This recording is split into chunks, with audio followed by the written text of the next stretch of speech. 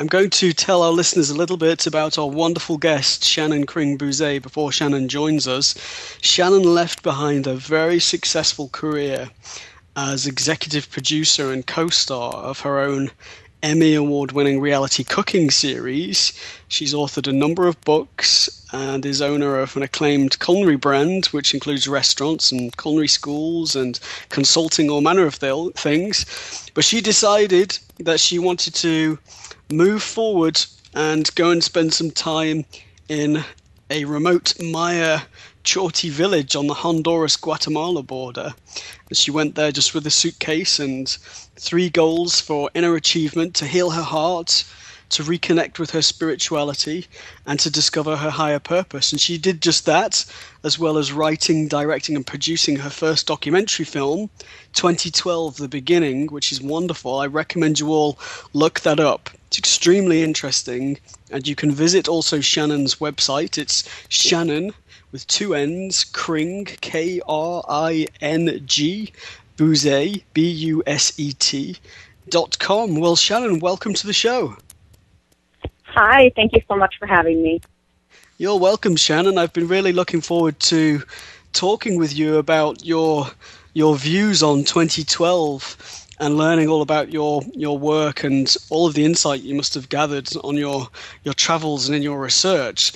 So, Shannon, my first question to you really is, well, I'll make a statement first. There was so much hype about 2012, so much prophecy about the world coming to an end and there being such problems. And obviously, we got past that time. When I watched your documentary, I was really inspired and excited to see what 2012 really meant. So can you explain to our listeners what 2012 really does symbolize for us?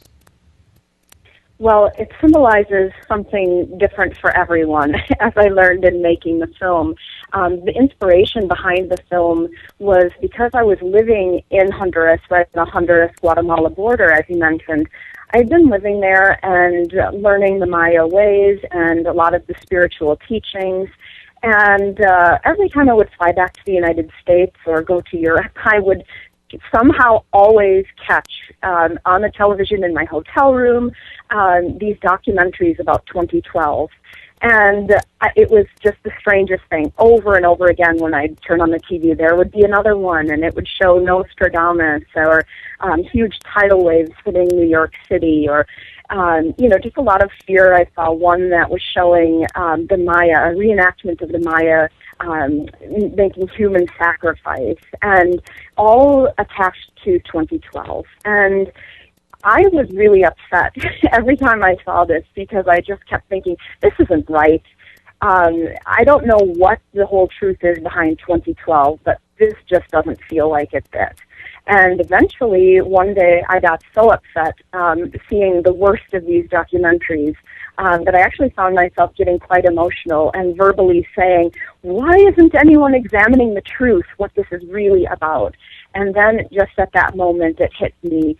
I can't be upset about no one examining the truth if I'm not willing to do it myself. And so, though I had no experience making documentaries, really not a lot of connections in that realm, I knew that I had to do it. And that was in 2010, and the summer of 2010, so a bit late to the party, very late to be starting a documentary film. But the moment that I opened myself up to exploring what the truth was, every door opened for me. And I just kind of ignored the whole doomsday thing that had been covered enough. And though certainly people I met along the way who were in fear, I listened to them and tried to get at the root of where did that come from, where did they learn that. I really tried to focus on what are the scientists saying, the archaeologists who actually have done all the excavations on the ancient Maya, who are the people that actually have familiarity with, at the time, the only known reference to 2012, which was a monument called Tortuguero Monument 6. There has since been another discovery of the date. But I focused on them, and then the Maya themselves. I know this one thing was missing from every single film that I saw about this, and all the discussions really about 2012 was the Maya perspective. Wouldn't it be important to learn what the Maya have to say about this? This horrible date that has been forecasted and attributed to them. And so I went on a quest. I ended up shooting in 6 countries and about a dozen U.S. states, and really tried to get to the bottom of what it was about. To some, it symbolized an era of enlightenment that would be coming on this date of December 21st, 2012. On others, they thought, the world is going to end, or there's going to be some strange occurrence on that date. And then there was the camp saying, this is all a bunch of hogwash, nothing at all is going to happen. And so I interviewed hundreds of people that fell somewhere within that scale.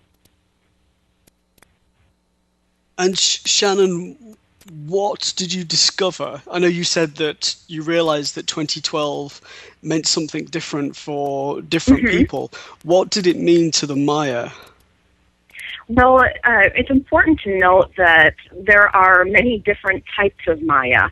The Maya peoples that are still here, first of all, it's important to note they are still here. Many people don't realize. They think, oh, that was a civilization that died out. And yes, they did, the majority of them, but there are still a few million Maya living in Mexico and Central America.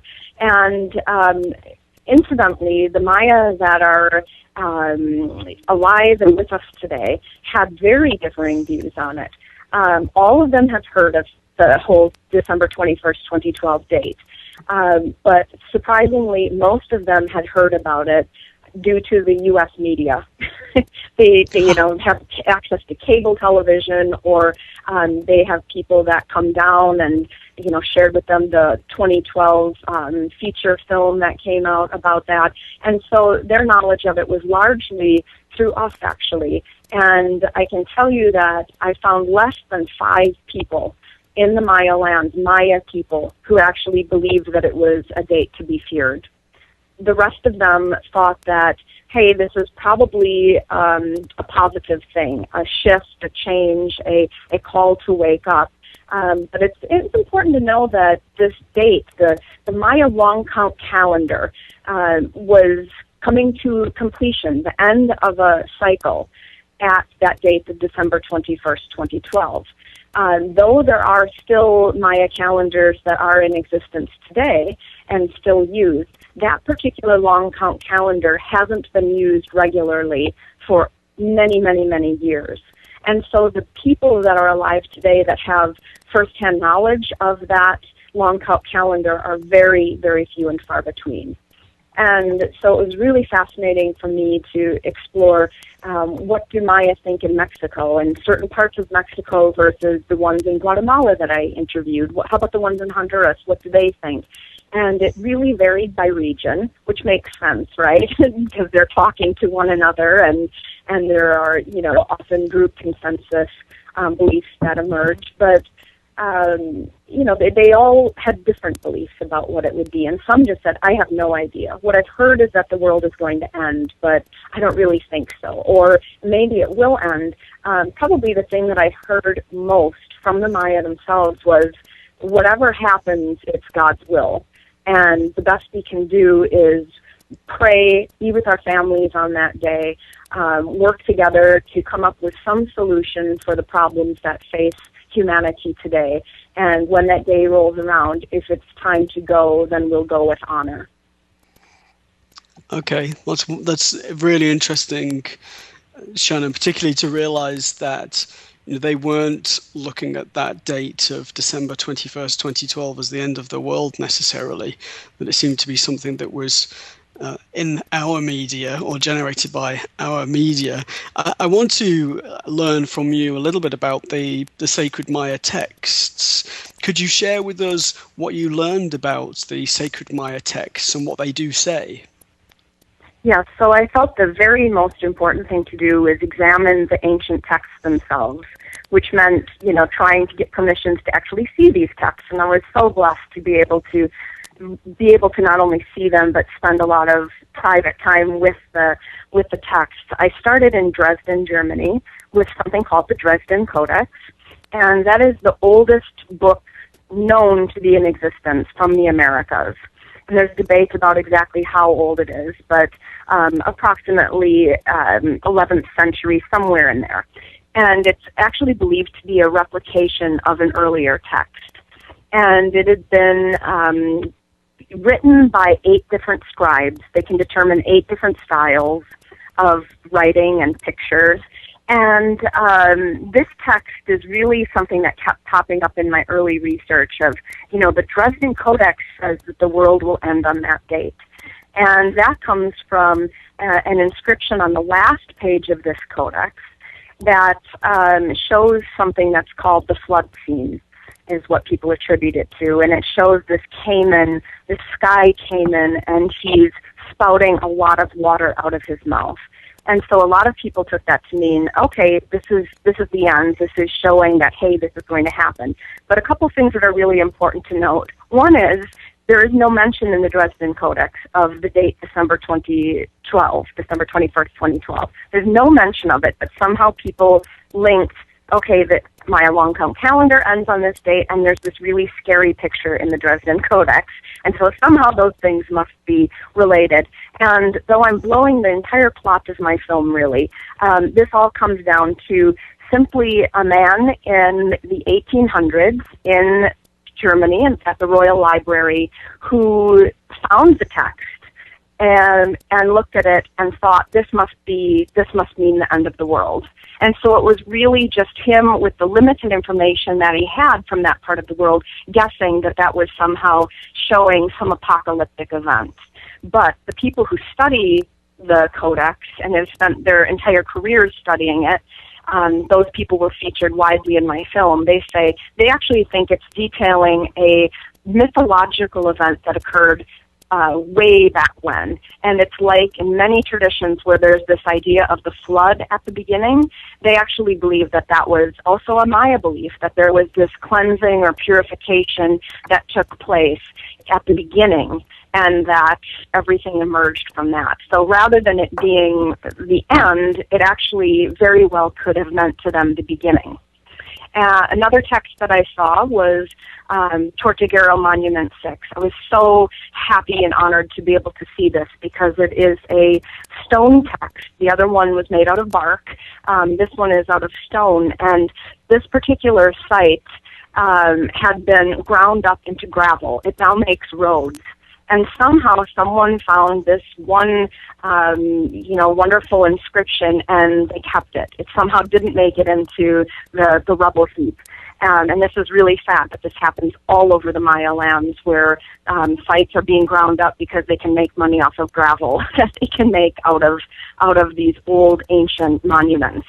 But this particular monument was, at the time, when I looked at it in 2011, the only known inscription citing the December 21st, 2012 date.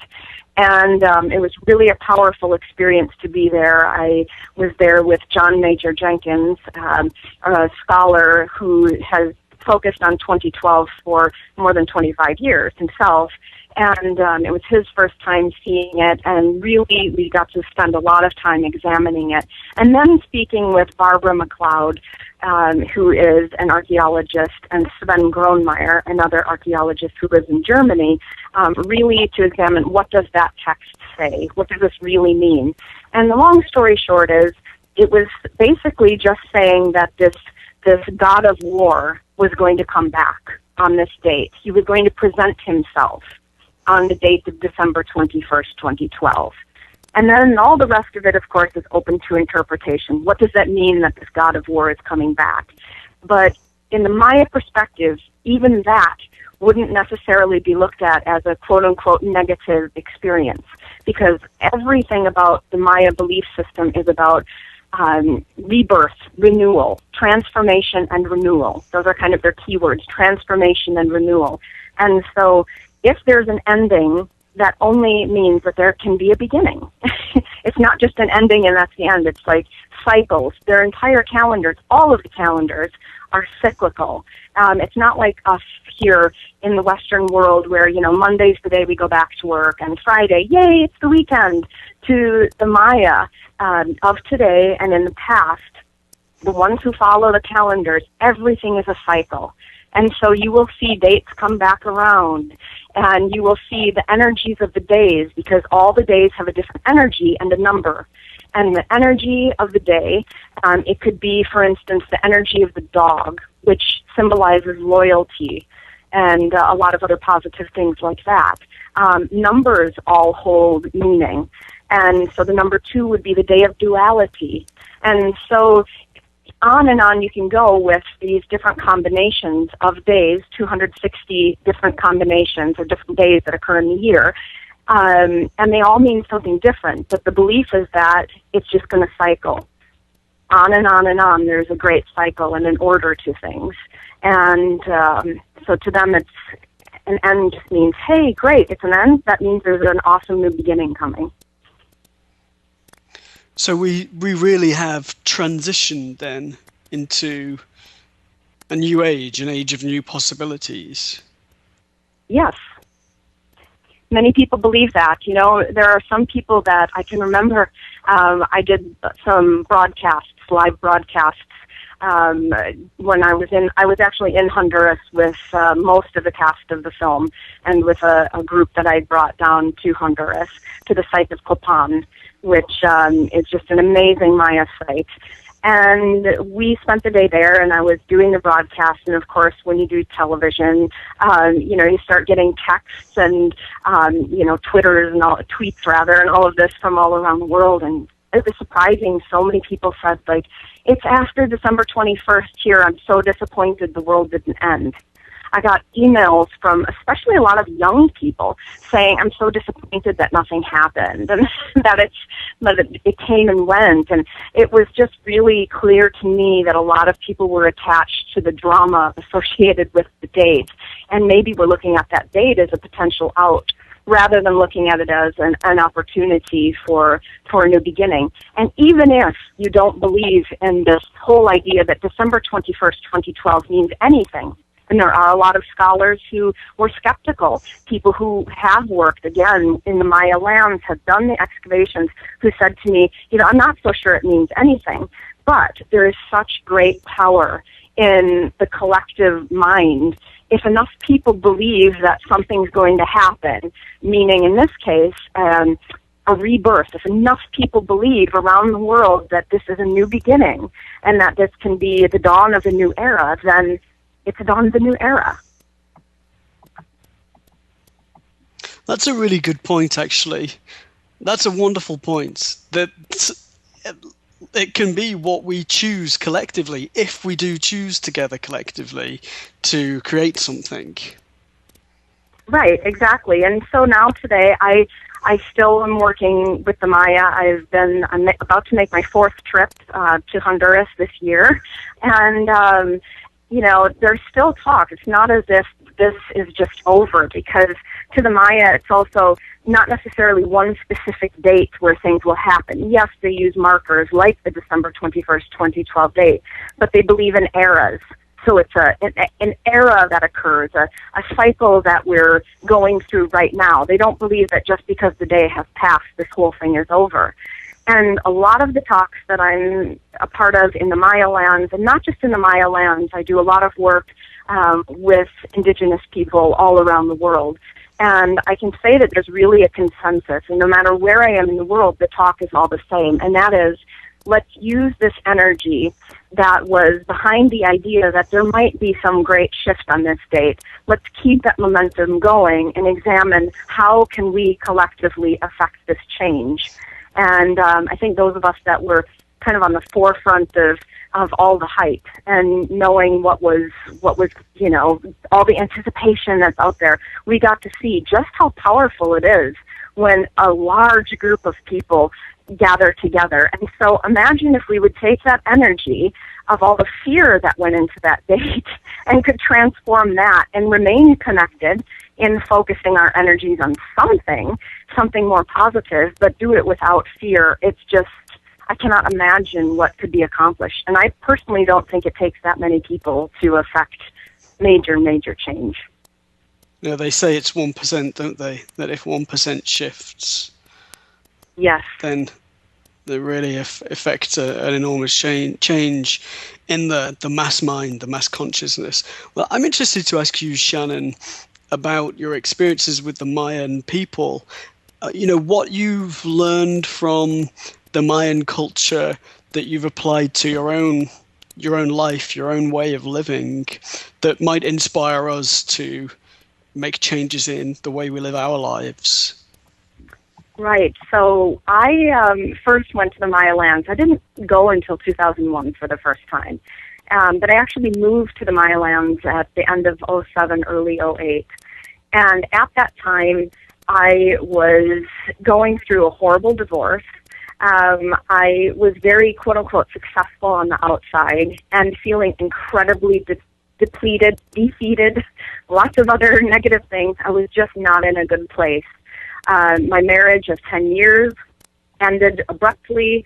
I was really feeling devastated. I found myself getting into my ego, trying to cling to keep things afloat, keep up appearances, even though everything was broken and shattered on the inside of my marriage and of my businesses and all of this, trying to maintain, that image of things being okay. And that's also a very American thing, isn't it? That, smile, fake it till you make it, and all of these things that we say.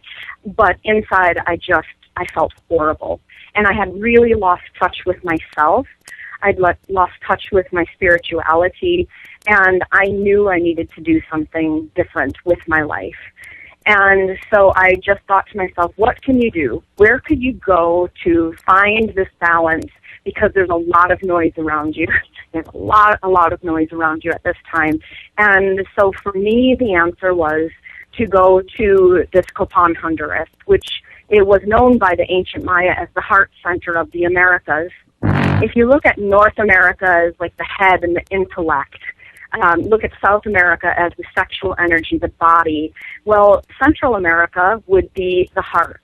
And this particular place of Copan it was and still is, it's a feminine energy. It's it was a pilgrimage site for the divine feminine, basically. And so I thought, I'll just go there. I have no idea what I'm doing or why I'm going there, but I think I need to go there. And so knowing very little, I just packed up and left and moved. And I'm not suggesting that everybody should do that, first of all. I did it just because I didn't listen to the whisper, and then I didn't listen to the loud voice, and I didn't listen to the screams. For me, it took a huge, something big like that in order to wake me up.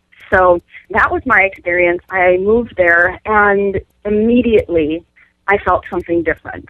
Honduras and the Maya lands in general, the terrain, the way that the buses work and everything else down there, it's very flexible with time.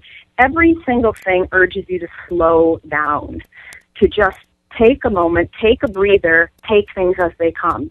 So I came from this very Western, achieve, accomplish, I have to be doing all the time, to suddenly being surrounded by people who are saying, no. It's about allowing. How are you allowing things to unfold in your life? It's not about making things happen. It's about welcoming and allowing the things that are meant to happen. And so that was a huge adjustment for me, but that's something that I've really embraced in my life since. And if I look at my life today and how I do things, how I deal with individuals in my life, how I regard myself, how I do business, all across the board, this is probably the biggest thing, is just to don't force things. Take it easy, take a breath, and let things come. And just that willingness to allow opened everything up. And I just look back at myself and I think, you wasted a tremendous amount of energy and time on trying to force things that really just weren't to serve the greater good. And that's another big thing I learned from the Maya is it's about service. It's not about yourself. Mm-hmm. And though I was always like a nice person and wanted to help people, I was still looking at things from, okay, but how does this affect me? How does every emotion that I make, how does that affect me and my future or whatever? And I just dropped that pretty much from the moment I got to the Maya lands. That's just not the way it's done there. It's about service and giving of yourself. So that was so important for my own growth. I wish I didn't have to learn it in such a painful way because it was such a painful time in my life. However, I am so grateful because today, every day, I ask myself, how can I serve? How can I serve? And for instance, with the film itself, I just made it because I felt like I had to make it. It was the first project of my life where I did it because I wanted to give something back to others with absolutely no expectation. And every day I worked on the film, and everything I work on since, I just keep thinking with great reverence and without agenda. And I allow that mantra to guide me, with great reverence and without agenda. Because it's about how can you serve those around you, the earth itself, how can you best serve? And that has nothing to do with your own selfish desires or your own ego demands or any of that. So those are a couple things that I've learned that I think anyone, anywhere can think about and hopefully apply some of those teachings in their lives. And they're really not that difficult, but can affect such profound change in your world. Do we still have you, Steve? Yeah, what happened to the audio? Audio, Steve. Oh, I'm sorry. I clicked my mute button, but I was asking. Sorry, I bet Shannon. you said something really profound and beautiful, and now we've missed it. No, I really loved it. I wanted to ask you to repeat the expression with great reverence and without agenda.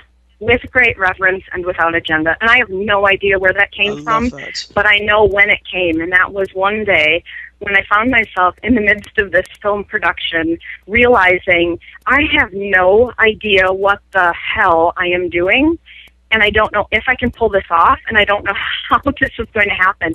And then I caught myself and thought, wait a second, you're slipping into, your own stuff again. You're slipping into you. Stop it. This isn't about you. This has nothing to do with you. And how can you serve? And then it just came, with great reverence and without agenda. And that guided me. Every time I had self-doubt, I would use that. And just thinking, wait a second, just allow it to come through you. Allow, another of those big Maya teachings, allow it to come through you and don't get attached to it. And that just really has served me so, so well.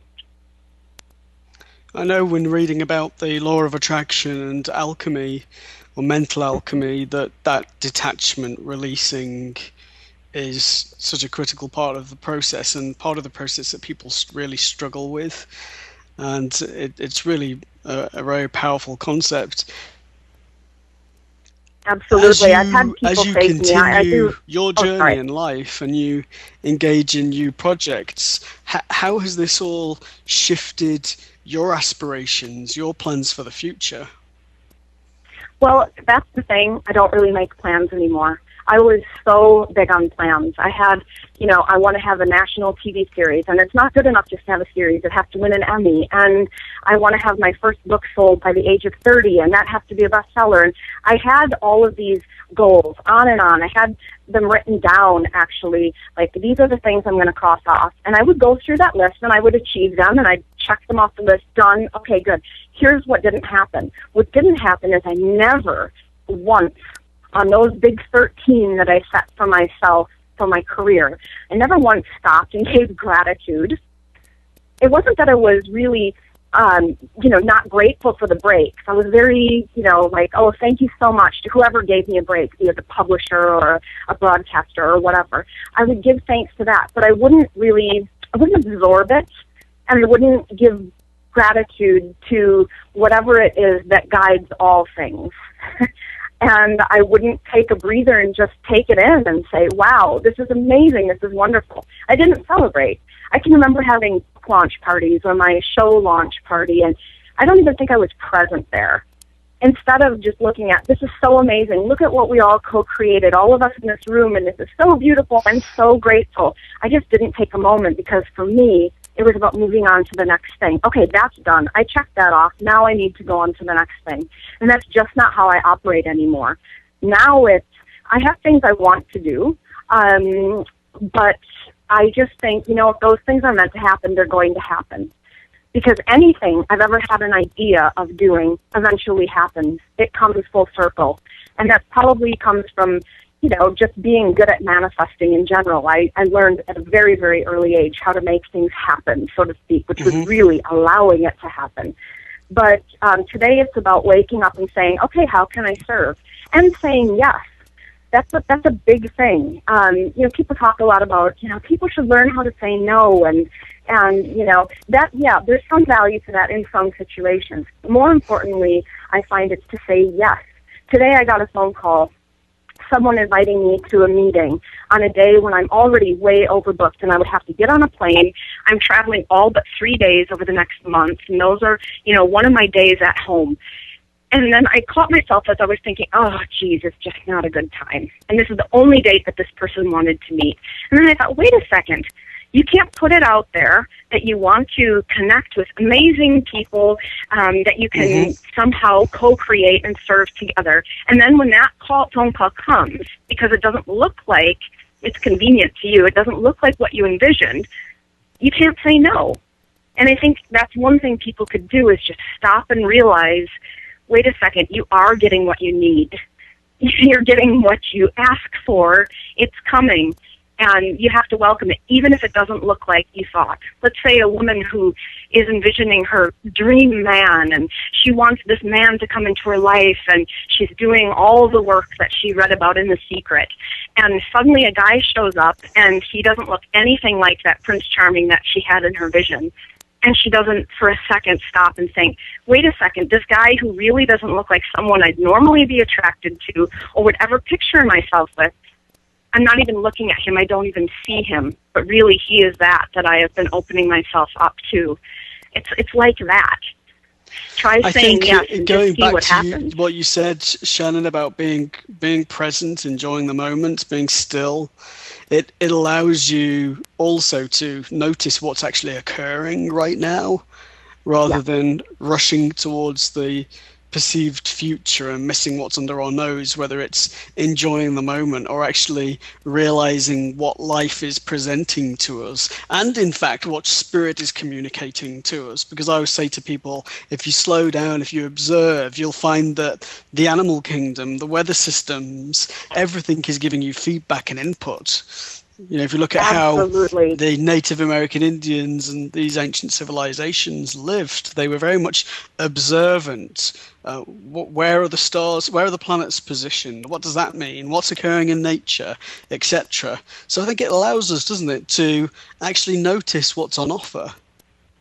It does, and if we're just racing around with our own agendas and in our own little worlds and speeding through life, it's really easy to miss those messages and forget that you were even looking for the message in the first place. And that is it's hard, especially for people with personalities like mine. I have a lot of energy, and so as I'm doing this call, I'm not sitting. You can probably hear me pacing and panting because I walk really fast when I do things like this. But prior to going on this call, I only had 2 minutes between my last call and this. And I'd been on the phone all day and feeling really tired, but I thought, okay, you're going to use these 2 minutes, and you just have to get still for 2 minutes.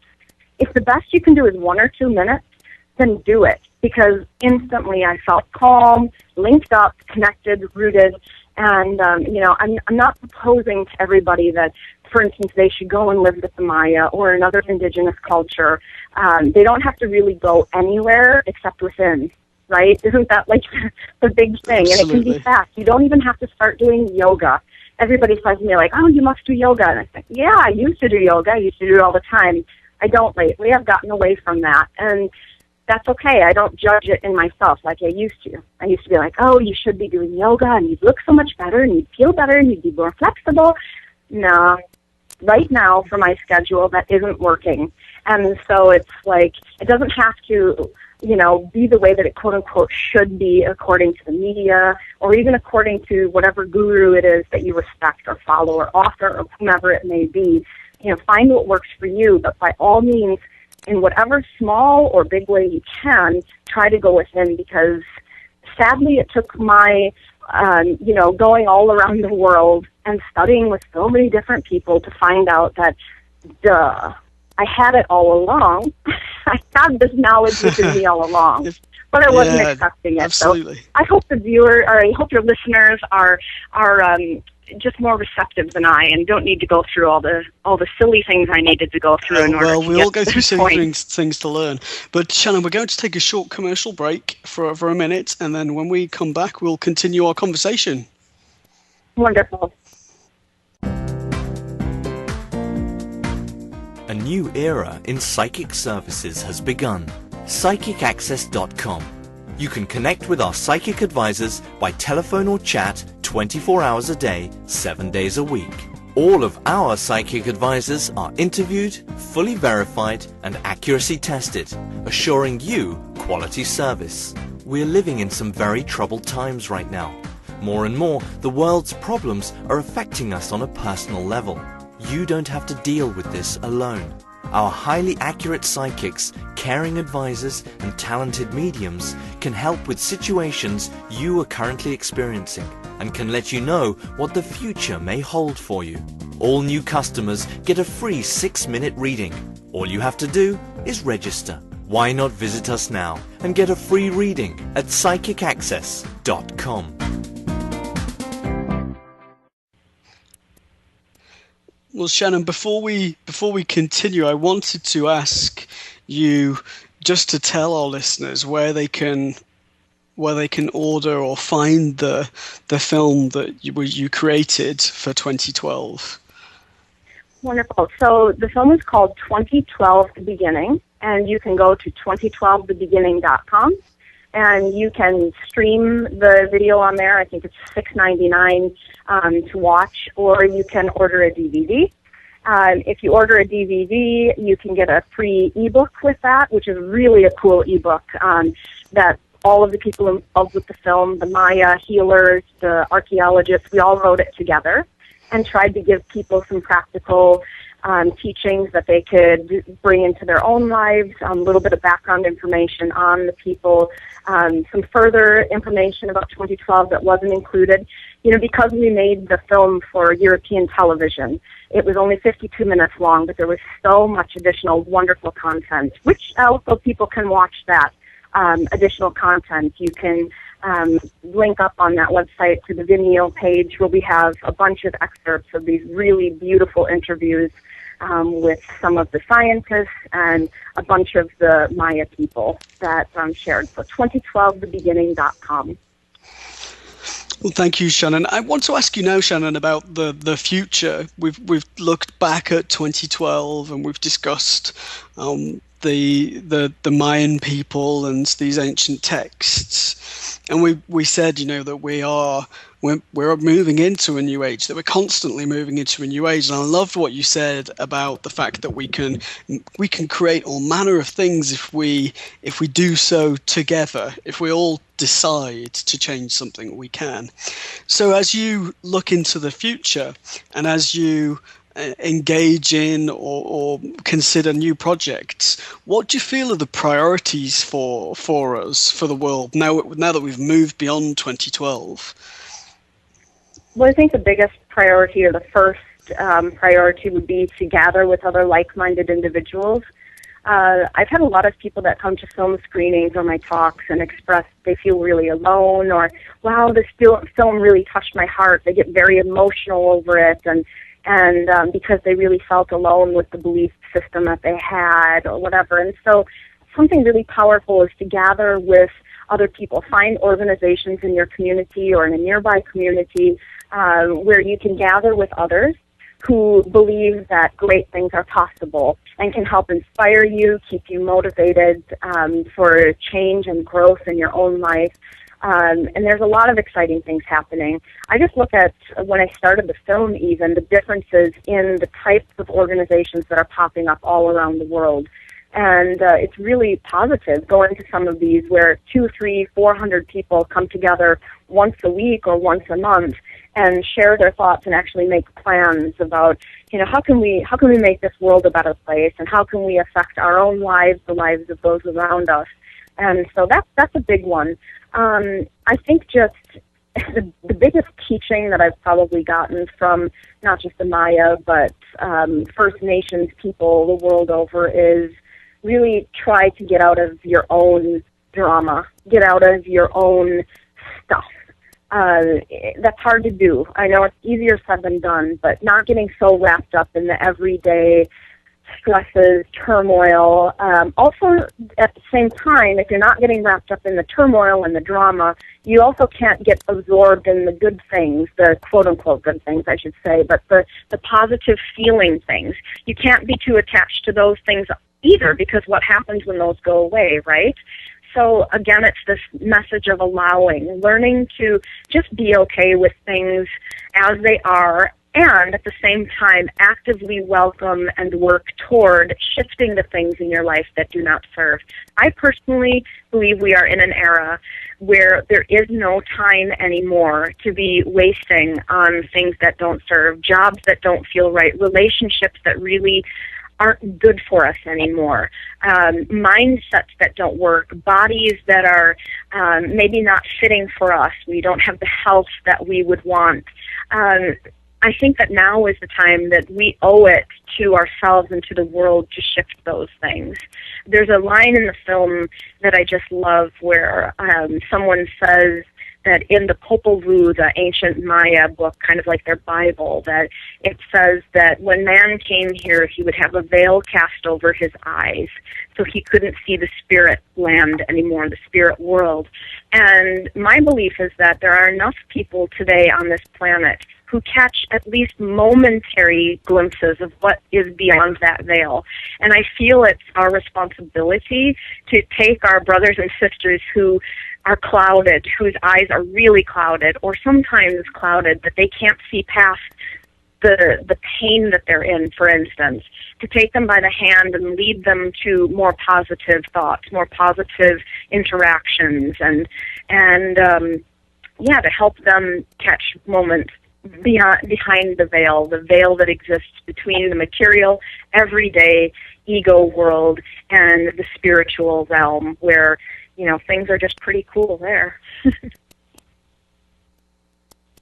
Absolutely. And I think that so often in our lives, as we tread our paths and we feel alone, that we forget how much is actually available to us in spirit, the wonderful things that can happen. I had an incredible experience earlier this year, Shannon. There's a wonderful psychic artist called Coral Polge. She passed to spirit quite some time ago, but I saw her demonstrate when I was a child. She would do psychic art, so she would actually draw a portrait of a person she was seeing in spirit, and people would actually come up with a picture and it would be the same person. It was amazing. And I did a meditation and I said, Coral, I tried to bid online for one of your pieces of work that was available at an auction, and I couldn't bid high enough to get hold of it. Could you help me get a copy of one? And within 2 weeks, I'd inherited a huge collection of originals by from a medium in Florida who was friends with Coral Polge, and she contacted me through her friend, saying that her spirit guide had told her that she should give me this collection of Coral Polge portraits. So it's a great example, because it just shows that when we ask spirit for something, when we do explore what's beyond the veil, we see that there's all kinds of support, that there are all kinds of plans and people, resources, influences that can help us as we seek to serve. Absolutely, just being open to that. And you don't even really need to believe it. Just try it. Try, quote unquote, putting it out there, whatever it is you're trying to attract. Just try it. Try saying it in prayer or however you want to do it. And it's so amazing what happens instantly at that moment. And also not being attached. So it's not as if your happiness depends on that thing, because sometimes people can get very obsessive and, you know, if I just have this job or if I just have this item or whatever, that my life will be great, it'll be good. And then there's this attachment to it. I had a woman pretty recently who came to me saying something like many other people have said in my travels. You know, I keep trying this letting go thing, and I've really done it, and it's worked so well, but I still haven't attracted that husband I'm looking for. And it's like, and I gently pointed out, but see, you're attached to, you're not really just allowing and letting go and surrendering. She talked a lot about surrender.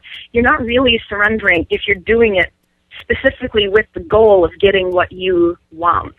And I think that's a really important point, to just put it out there, yes, and welcome yourself to the possibility of wonder and magic unfolding in your life. And I guarantee if you're doing it without expectation or attachment to that outcome beyond I'm open to it, I'm welcoming it, you're going to get something so much greater. It's like with your story.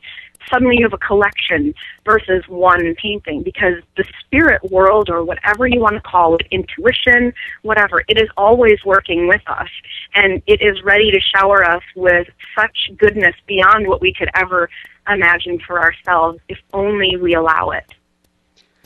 Yeah, and also I think serving with humility, because I remember once being participating in a physical mediumship seance, and the trans-medium channeled my guide Arthur, and Arthur said, Steve, that such and such a project that you're working on now, you think that it's yours, but it was conceived here. So yeah. reminding me that I'm a vessel, that I'm a servant, that we're all servants. We should be serving God, Spirit, the universe, whichever term we want to use. And then he went on to say, we have many, many plans and projects for the future, but we won't speak of those now, because we like to see you focus on and master what you're working with at the current time. But it was such a wonderful reminder that I don't have to try and pedal away, because I'm not alone. None of us are. And when we're joyfully serving and absorbing and being present, then Spirit are making plans for us. That's right. And the humility is so important. And the gratitude. I had a woman, a medicine woman, tell me a few months back. She said, "Hey, I'm feeling like things are pretty slow in your world right now, that you've kind of, things aren't as busy and as wonderful as usual." And I said, "Yeah, I'm feeling that." And she said, "When is the last time you've given thanks to the ancestors? When is the last time you've gone outside and made an offering to Mother Earth?" And it's like, all of a sudden I'm like, duh, of course. I had become disconnected from that source and from being grateful. And so it's just a nice reminder, and hopefully we get a gentle reminder like that, and not a huge one like I needed before that had to knock me on my butt because I was in my ego and arrogance and all of those things. That just to listen and honor, those around us and those that we can't see, and to honor that. It's something we've really gotten away from in the Western world. But there are many cultures the world over that's just part of daily life, that you honor the people who came before you, who have given you the opportunity to be here today.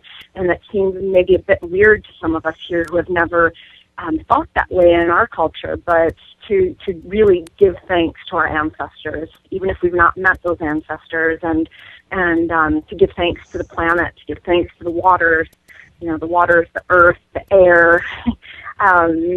That's just something I wish we would pick up more of in our civilization here.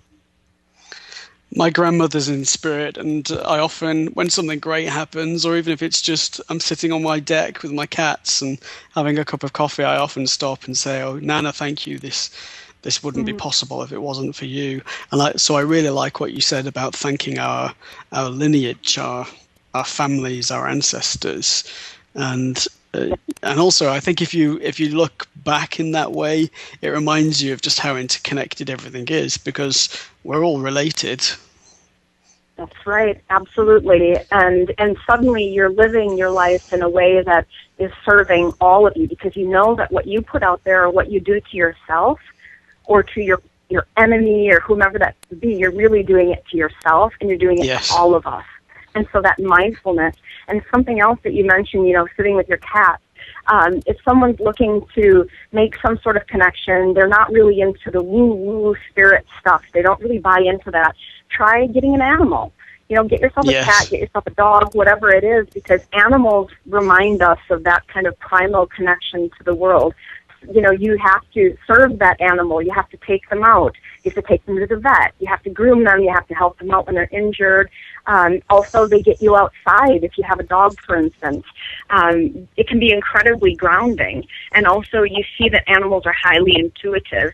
And so watching their cues can help you remember that intuition that you might have become disconnected from in your own life. Yeah, they provide such fun as well.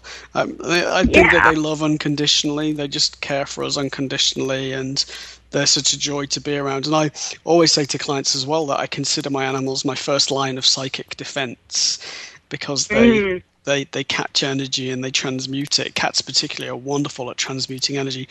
Well, Shannon, it's been such a pleasure to have you with us. I think you're an absolutely fascinating lady. And before we end the interview, I want to just ask you if you could tell us what you have planned for the remainder of this year and next year. Well, I am leading a tour to Honduras. I've been doing retreats since '96, but they've been just spiritual in nature since 2007. And so I'm taking a group for 1 week to Honduras.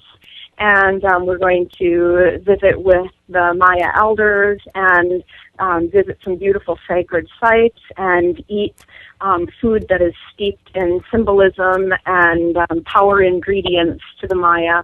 And so that's what I'm doing now. I'm also working on a new television series that is spirit-based, and I'm involved with a project that is capturing wisdom from all different traditions the world over. We've been shooting interviews around the world with, people that you'll recognize, authors, little or unknown spiritual elders, anyone that can help us kind of bridge the wisdom deficits in the collective conversation today. And that's been a really, really fun project that I've been involved with. And so making that accessible free on the internet for everyone, creating an archive of things that can help us deal with any of life's major issues. Helpful little tips, pearls of wisdom. Well, it's wonderful, Shannon. And the last thing I want to ask you is just remind us again of that incredible statement you gave us before that we should all remember and work with.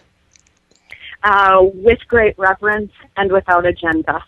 And with that great alone, reverence and without agenda. Do That's that in your wonderful. We'll life. think of you when I we allow remind myself ourselves to of be that, guided Shannon. Thank you once great again for reverence being and with us, without Shannon, and it's been absolutely wonderful. I hope you'll come back and share with us again next year.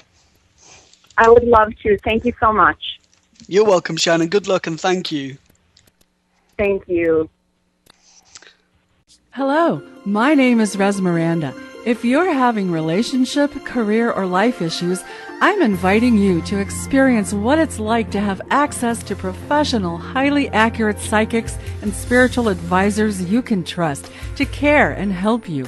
Register now to get your free 6-minute reading by telephone or chat. Get answers. Get access. Psychic access. 24 hours a day, 7 days a week. PsychicAccess.com. The moment that I opened myself up to exploring what the truth was, every door opened for me. And I just kind of ignored the whole doomsday thing that had been covered enough. And though certainly people I met along the way who were in fear, I listened to them and tried to get at the root of where did that come from, where did they learn that. I really tried to focus on what are the scientists saying, the archaeologists who actually have done all the excavations on the ancient Maya, who are the people that actually have familiarity with, at the time, the only known reference to 2012, which was a monument called Tortuguero Monument 6. There has since been another discovery of the date. But I focused on them and then the Maya themselves. I know this one thing was missing from every single film that I saw about this, and all the discussions, really, about 2012 was the Maya perspective. Wouldn't it be important to learn what the Maya have to say about this? This horrible date that has been forecasted and attributed to them. And so I went on a quest. I ended up shooting in 6 countries and about a dozen U.S. states, and really tried to get to the bottom what it was about. To some, it symbolized an era of enlightenment that would be coming on this date of December 21st, 2012. On others, they thought, the world is going to end, or there's going to be some strange occurrence on that date. And then there was the camp saying, this is all a bunch of hogwash, nothing at all is going to happen. And so I interviewed hundreds of people that fell somewhere within that scale. And Shannon, what did you discover? I know you said that you realized that 2012 meant something different for different people. What did it mean to the Maya? Well, it's important to note that there are many different types of Maya. The Maya peoples that are still here, first of all, it's important to note they are still here. Many people don't realize. They think, oh, that was a civilization that died out. And yes, they did, the majority of them, but there are still a few million Maya living in Mexico and Central America. And incidentally, the Maya that are alive and with us today had very differing views on it. All of them have heard of the whole December 21st, 2012 date. But surprisingly, most of them had heard about it due to the U.S. media.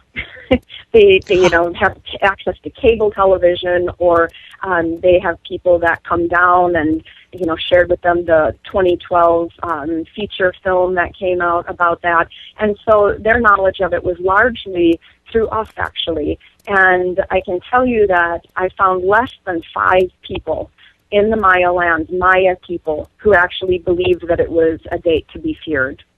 The rest of them thought that, hey, this is probably a positive thing, a shift, a change, a call to wake up. But it's important to know that this date, the Maya long count calendar, was coming to completion, the end of a cycle at that date of December 21st, 2012. Though there are still Maya calendars that are in existence today and still used, that particular long count calendar hasn't been used regularly for many, many, many years. And so the people that are alive today that have firsthand knowledge of that long count calendar are very, very few and far between. And so it was really fascinating for me to explore what do Maya think in Mexico and certain parts of Mexico versus the ones in Guatemala. Listeners, what 2012 really does symbolize for us? Well, it symbolizes something different for everyone, as I learned in making the film. The inspiration behind the film was because I was living in Honduras, right on the Honduras-Guatemala border, as you mentioned. I'd been living there and learning the Maya ways and a lot of the spiritual teachings. And every time I would fly back to the United States or go to Europe, I would somehow always catch on the television in my hotel room these documentaries about 2012. And it was just the strangest thing. Over and over again, when I'd turn on the TV, there would be another one, and it would show Nostradamus or huge tidal waves hitting New York City, or just a lot of fear. I saw one that was showing the Maya, a reenactment of the Maya making human sacrifice, and all attached to 2012. And I was really upset every time I saw this because I just kept thinking, this isn't right. I don't know what the whole truth is behind 2012, but this just doesn't feel like it fit. And eventually, one day, I got so upset seeing the worst of these documentaries that I actually found myself getting quite emotional and verbally saying, why isn't anyone examining the truth, what this is really about?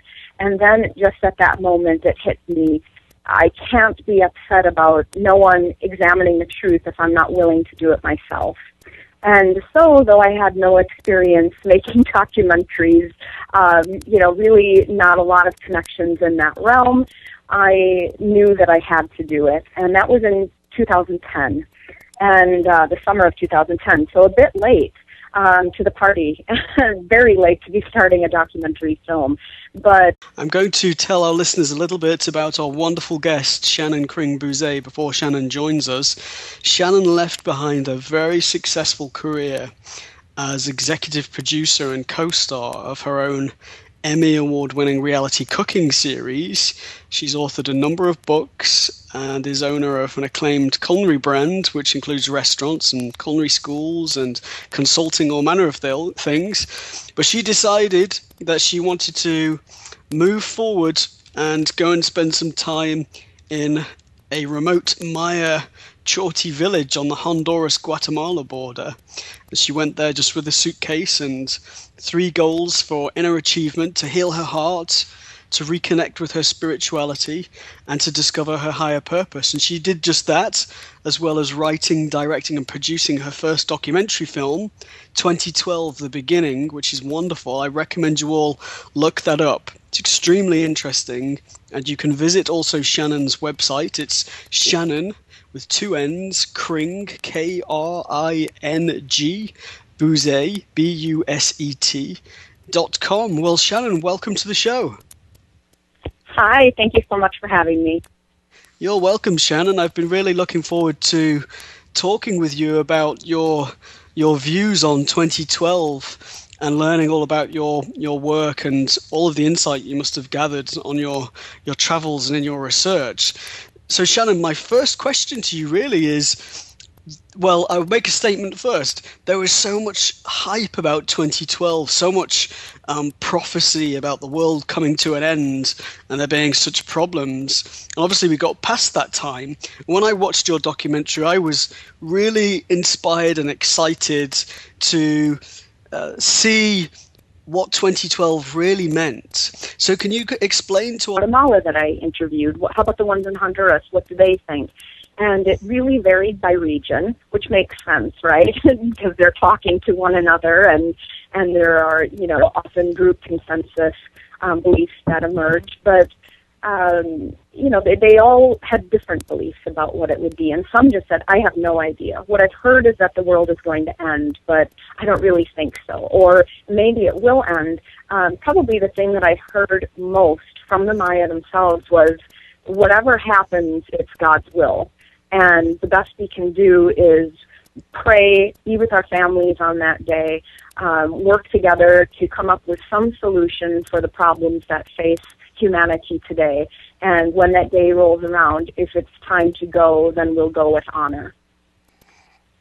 Okay, that's really interesting, Shannon, particularly to realize that they weren't looking at that date of December 21st, 2012 as the end of the world necessarily, but it seemed to be something that was in our media or generated by our media. I want to learn from you a little bit about the sacred Maya texts. Could you share with us what you learned about the sacred Maya texts and what they do say? Yeah, so I felt the very most important thing to do is examine the ancient texts themselves, which meant, trying to get permissions to actually see these texts. And I was so blessed to be able to not only see them, but spend a lot of private time with the text. I started in Dresden, Germany, with something called the Dresden Codex, and that is the oldest book known to be in existence from the Americas. And there's debate about exactly how old it is, but approximately 11th century, somewhere in there. And it's actually believed to be a replication of an